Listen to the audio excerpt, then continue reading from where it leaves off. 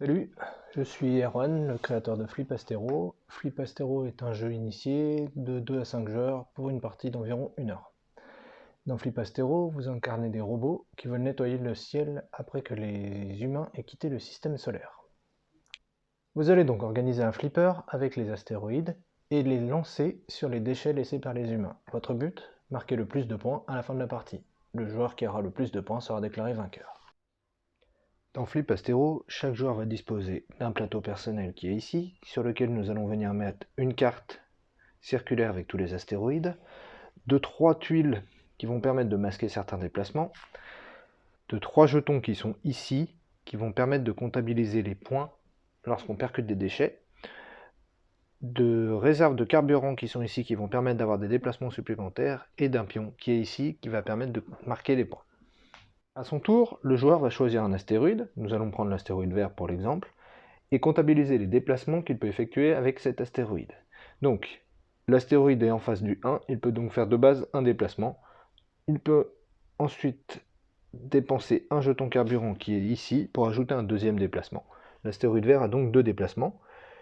Il va ensuite tourner la roue pour venir mettre l'astéroïde vert en face du 0. Le joueur dispose donc de 2 déplacements. Il a choisi de jouer l'astéroïde vert, qui est ici, et un déplacement va consister à aller en ligne droite jusqu'à rencontrer un déchet. Donc ici, il choisit d'aller percuter cet astéroïde gris. Nous allons ensuite le retourner sur son autre face et marquer un point ici. Puis, nous avons un deuxième déplacement, donc nous allons changer de direction et aller percuter un autre déchet. Donc nous sommes ici, nous allons partir en ligne droite jusqu'à percuter ici une chaussure. Comme nous avons percuté une chaussure, nous allons prendre un petit pion robot et venir compter une chaussure ici. Les obstacles sont recto verso. D'un côté, nous allons trouver un déchet, dans notre cas ici une chaussure, et de l'autre côté, nous allons trouver des points qui vont être gagnés directement. Lors de son déplacement, il est passé au-dessus d'une case indiquant une réserve de carburant. Il regagne donc un cube réserve de carburant qu'il va pouvoir venir mettre sur l'un des emplacements disponibles. Il choisit de le mettre ici. Comme l'astéroïde vert a percuté un obstacle vert, il peut aussi retirer cette tuile-ci pour débloquer un nouveau déplacement.